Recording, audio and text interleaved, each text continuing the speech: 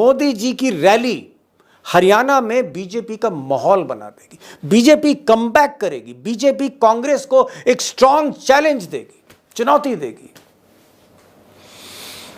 लेकिन उम्मीदों पर जैसे बीजेपी वालों के पानी फिर गया, क्योंकि मोदी जी की जो आज रैली हुई हरियाणा में, उसमें भीड़ उम्मीद से कम थी। अगर सच बोलूं तो जो खाली कुर्सियां थीं उनको किसी तरह भरा गया, लोगों को बैठाया गया। 10 साल पहले हरियाणा में। अब दोस्तों, सवाल ये नहीं है कि मोदी जी की रैली में लोग कम आ रहे हैं या अमित शाह की रैली में भीड़ कम जुट रही है, या फिर जो मुख्यमंत्री हैं मौजूदा नायब सिंह सैनी साहब, उनके यहाँ लोग नहीं आ रहे। मनोहर लाल खट्टर की तो खैर बात ही ना करिए, जो पूर्व मुख्यमंत्री थे। सवाल रैली में, बीजेपी की रैलीज में कम भीड़ का नहीं, सवाल ये है कि पब्लिक जो है, जो वोटर है, एक स्टेप फॉरवर्ड चला गया है, एक कदम आगे बढ़ गया है और उम्मीदवारों को हूट कर रहा है। जगह जगह बीजेपी उम्मीदवारों की नारेबाजी हो रही है, उनके खिलाफ झंडे दिखाए जा रहे हैं। कई ऐसे कस्बे और गांव हैं जहां बीजेपी के उम्मीदवार गांव में दाखिल नहीं हो पा रहे, उनके रास्तों को रोका जा रहा है। अब एक ताज़ा ही वीडियो देखिए, आज का वीडियो देखिए। हरियाणा के फतेहाबाद में टोहाना असेंबली, और यहाँ पर भारी भरकम कैबिनेट मिनिस्टर, बीजेपी के मिनिस्टर देवेंद्र सिंह बबली साहब लड़ रहे हैं। बबली साहब के साथ जो सलूक किया जा रहा है, आप देखकर समझ जाएंगे कि उम्मीदवारों का क्या हाल है। नारेबाजी हो रही है, रास्ता रोका जा रहा है, लोग खुलकर बोल रहे हैं। विरोध करने के लिए नहीं आए, हम यहाँ पे सवाल जवाब पूछने के लिए आए हैं देवेंद्र बबली से। अब दोस्तों, हरियाणा के पूर्व मुख्यमंत्री, दो बार के मुख्यमंत्री रहे मनोहर लाल खट्टर साहब की जो ऑडिटोरियम्स में जो सभाएं हो रही, रैलियां हो रही हैं, ऑडिटोरियम्स में, होटल में जो रैलियां हो रही हैं, या मोदी जी की जो शामियानों में रैली हो रही हैं, इन रैलीज़ को देखकर और जनता के रिस्पांस को देखकर ऐसा लगता है कि शायद बीजेपी इस बार बहुमत का आंकड़ा ना छू पाए, काफ़ी पीछे रह जाए। हो सकता है 30 सीटें भी ना मिलें, और कुछ लोग कह रहे हैं कि 25 सीट भी मिलना मुश्किल है। 90 में 25 मिले तो बड़ी बात होगी। It will be a big achievement for Nayab Singh Saini, chief minister BJP Haryana के। अब आज मैंने फिर से हेमंत अत्री साहब को बुलाया, उनको इनवाइट किया, और मैंने कहा कि ज़रा आप ताज़ा आकलन बताइए, 90 सीटों का ताज़ा आकलन। और आखिर में मैं आपसे वादा कर रहा हूँ कि टोटल अपडेट दूंगा आज इस वीडियो में कि कांग्रेस कहाँ खड़ी, कितनी सीट तक पहुँच सकती है, और बीजेपी क्या ऊपर जा रही है या नीचे जा रही है, और मोदी की इस रैली के बाद बीजेपी कहाँ पर है, बीजेपी का पेंडुलम क्या बता रहा है, 25, 30 या 20 और 15, ये सब कुछ बताऊँगा। लेकिन एक बड़ा सवाल, जो बिग क्वेश्चन है, वो ये है, जो आज का सवाल है, 25 सितंबर का सवाल मोदी की रैली के बाद, क्या अगर मोदी माहौल नहीं बना पा रहे, मोदी जैसा वोट कैचर, जी हाँ, अगर वो माहौल नहीं बना पा रहे हैं, तो बीजेपी की जो दिशा है हरियाणा में वो क्या है, किस तरफ बीजेपी बढ़ रही है, और 8 अक्टूबर को जो नतीजे आएंगे वहाँ बीजेपी कहाँ खड़ी होगी, स्कोर बोर्ड क्या होगा, ये भी आगे बताऊंगा। लेकिन एक सवाल कांग्रेस को लेकर भी है। कांग्रेस में जो इनफाइटिंग चल रही है, मैडम कुमारी शैलजा और भूपेंद्र हुड्डा, एक तरफ एक दलित स्टार लीडर हैं शैलजा, और दूसरी तरफ हैवीवेट भूपेंद्र हुड्डा, इनके बीच क्या कंप्रोमाइज हो पाया है? क्या राहुल गांधी, प्रियंका, सोनिया ने दोनों से फ़ोन पर बातचीत करी है? क्या दोनों को एक मेज़ पर बैठाया जा रहा है? क्या दोनों के बीच में कंप्रोमाइज़ हो रहा है या नहीं हो रहा है? या फिर 36 का आंकड़ा है, और ये जो दलित वोट बैंक है, कांग्रेस का जो बिग दलित वोट बैंक है, क्या उसमें सेंध लगाने का खेल जारी है? मायावती के जरिए या चंद्रशेखर आजाद के जरिए ये खेल जारी है। ये जो झगड़ा है, जो इनफाइटिंग है, शैलजा वर्सेस भूपेंद्र, इसका अंजाम क्या होगा? या फिर एक सवाल ये भी कहा जा रहा है कि साहब झगड़ा तो पहले भी था। दरअसल मोदी से लेकर और खट्टर साहब तक सबने इस झगड़े को तिल का ताड़ बना दिया है। अब हरियाणा के चप्पे चप्पे से वाकिफ दो बड़े रिपोर्टर, दो दिग्गज रिपोर्टर आज हमारे साथ होंगे। दोनों को मैंने इनवाइट किया। हेमंत अत्री हैं जो हरियाणा से सीधे जुड़ेंगे, और दिल्ली से जुड़ रहे हैं अशोक वानखेड़े टाइगर। मैं ज़्यादा समय नहीं लूँगा क्योंकि मैं जानता हूँ आपकी नज़र है स्कोर बोर्ड पे। आखिर तक देखिएगा, स्कोर भी पता लग जाएगा। मोदी की रैली के बाद क्या स्कोर है बीजेपी का। पहला सवाल, क्योंकि अत्री साहब हरियाणा की ज़मीन से जुड़े हुए हैं, पहला सवाल अत्री साहब, वेरी स्ट्रेट क्वेश्चन मिस्टर अत्री, क्वेश्चन ये है कि आज दूसरी बड़ी रैली जिसे कह रही BJP, one of the biggest rally Modi ji की थी आज हरियाणा में, दूसरी बड़ी रैली अमेरिका के आने के बाद। कुछ लोग कह रहे हैं कि ये रैली हिट है, सुपर हिट है, मोदी जी ने आज पूरा मजमा बांध दिया है, समा बांध दिया है। और कुछ कह रहे हैं कि ये रैली फ्लॉप थी, it was a flop rally. मुझे नहीं मालूम सच्चाई क्या है, दोस्तों को भी नहीं मालूम। अत्री साहब, आपकी आंखों से, जुबान से सुनना चाहते हैं, सच्चाई क्या है? Was it a flop, was it a super hit? जो गोहाना में रैली हुई आज, उसमें जो टेंट लगाया गया था उसकी डायमेंशन सुन लीजिए, फैसला जनता कर लेगी, दर्शक कर लेंगे, सारे सुबुद्धि दर्शक है हमारे। हरियाणा के अंदर जितनी भीड़ रैलियों के अंदर टेंट में होती है, उससे कई गुना भीड़, आपने हमेशा से देखा है, कई गुना भीड़ 10-12 किलोमीटर के दायरे में होती है, उसको हम रैली कहते हैं। पहले तो मेरी आपत्ति इसी बात पे है कि इसको रैली कहा जा रहा है, ये रैली नहीं, ये जनसभा थी, एक बात। अब केवल डायमेंशन सुन लीजिए, straight answer, 36 metre into 120 metre के दायरे में टेंट लगा था। 36 metre into 120 metre, I am talking in straight terms. और जब मैंने 36 मीटर चौड़े, 120 मीटर लंबे, लंबे, ओके जी, मैंने टेंट वाले से स्पेसिफिक सवाल पूछा, भाई ये टेंट आपने लगाया? कहा साहब हाँ, क्योंकि साउंड वाउंड सब वही लगाते। मैंने कहा साहब चेयर कितनी लगाई? तो उसने कहा साहब 10,000 चेयर लगाई। अब आप बता दीजिए ये रैली थी या जनसभा थी हरियाणा के स्टैंडर्ड के हिसाब से? एक सीधी बात और बता दूं आपको दर्शकों के लिए, आज से ठीक 11 साल 10 दिन पहले 15 सितंबर 2013 को मैं एडिटर होता था हरियाणा में। रेवाड़ी में प्रधानमंत्री पद के दावेदार जब ये घोषित किए गए थे, आपको ध्यान होगा, पूर्व सैनिकों की रैली की थी मोदी जी ने। वहां पर 1.5 से 2 लाख लोग थे, मैं खुद था। ओके। और आज 11 साल 10 महीने के बाद, 11 साल 10 दिन के बाद मोदी जी उसका 10% भी नहीं रह गए हैं। ये मैं आपको तथ्यों के साथ बता रहा हूं। मोदी जी ने जो पहली रैली करी जब वो प्रधानमंत्री के उम्मीदवार हुए रेवाड़ी में, जिसको अत्री साहब ने अपनी आंखों से देखा और आज भी इस रैली को ये फॉलो कर रहे थे, इन्होंने कहा कि ये जो 10 साल हैं, काफी पानी बह गए यमुना में, 10% भी रैली नहीं। 11 साल 10 दिन,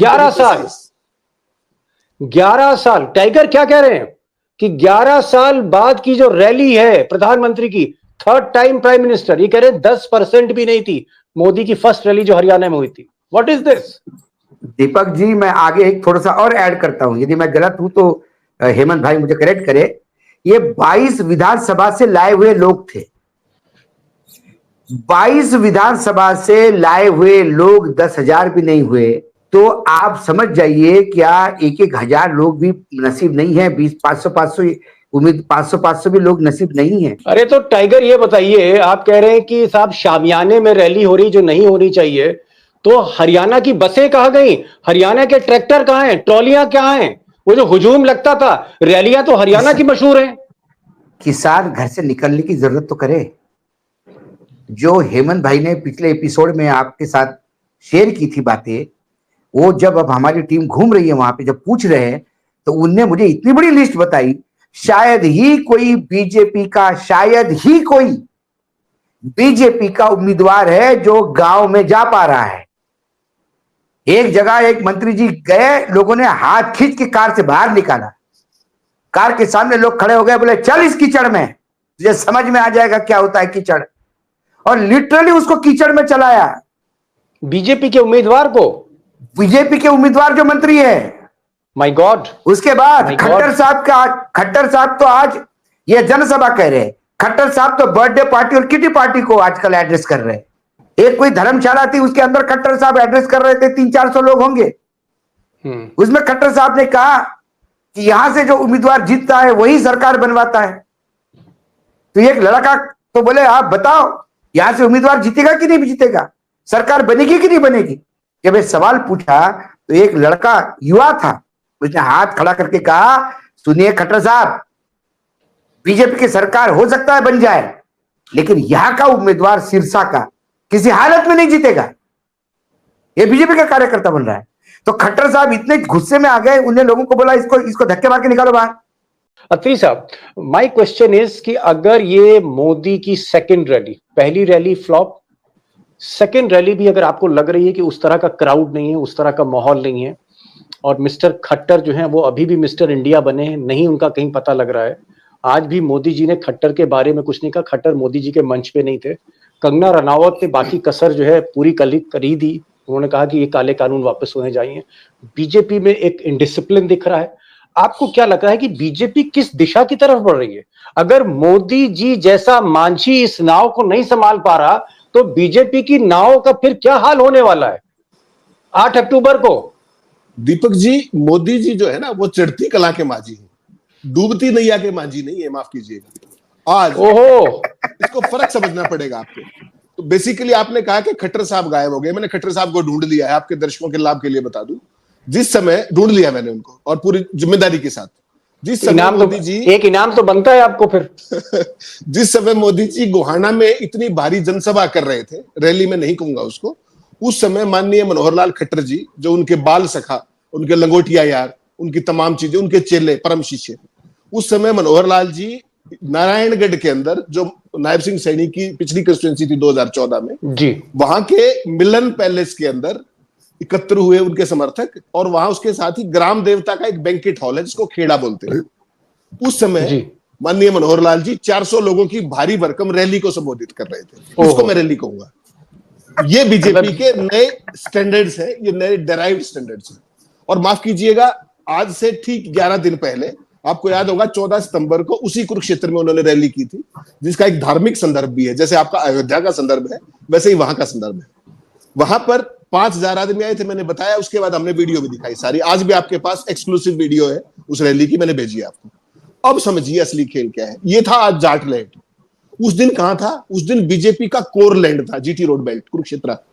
आज साहब 6 जिले थे इसमें। आप सोच सकते हैं, 22 कंस्टिट्यूंसी जब भाऊ ने कहा, और 6 जिले कौन से जहां से मैक्सिमम ट्रैक्टर ट्रॉलियों का सेल्फ मोबिलाइजेशन होता है?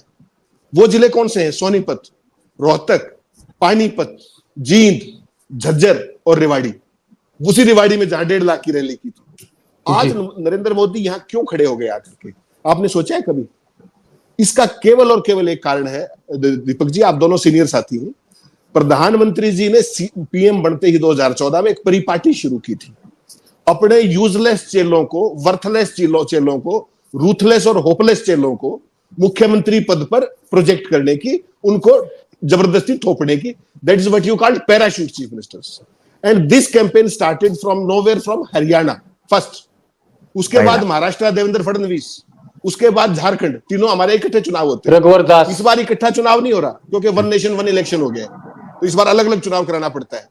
तो बेसिकली देखिए कि जहां से ये सिलसिला आपने शुरू किया था बदतमीजी का, कि जनता का पॉपुलर मैंडेट को आप पैरों तले कुचल करके आप अपने हैंडपिक लोगों को चीफ मिनिस्टर बनाएंगे। आप याद कीजिए 2014 में जब हरियाणा में चुनाव हुआ था, रामविलास शर्मा की अध्यक्षता थी, उनके नेतृत्व में चुनाव लड़ा गया था। उनको किनारे कर दिया। फर्स्ट टाइम के एमएलए मनोहर लाल खट्टर 5 बार के एमएलए के बॉस थे, और वो उनके नीचे मंत्री थे, अध्यक्ष थे बीजेपी के, 2 बार के अध्यक्ष।